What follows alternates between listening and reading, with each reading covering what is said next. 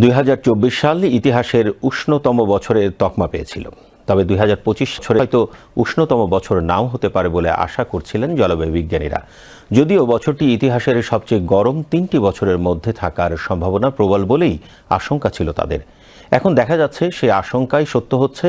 দুশ্চিন্তা বাড়িয়েছে নতুন বছরের প্রথম মাস শেষে বিশ্বের বিভিন্ন প্রান্ত থেকে আসা আবহাওয়া প্রতিবেদন। তথ্যে দেখা যাচ্ছে 2025 সালের জানুয়ারি ছিল ইতিহাসের সবচেয়ে উষ্ণতম মাস। ইউরোপীয় ইউনিয়নের কোপারনিকাস ক্লাইমেট চেঞ্জ সার্ভিস এই পরিসংখ্যান দিয়েছে।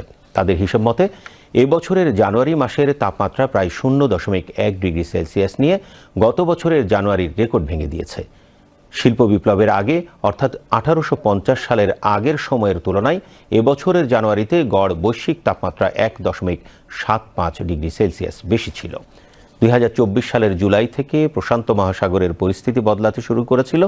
এর আগে মহাসাগরের উপরিতলের তাপমাত্রা স্বাভাবিকের চেয়ে বেশি ছিল, যা আবহাওয়াবিদদের ভাষায় এল নিনো হিসেবে পরিচিত।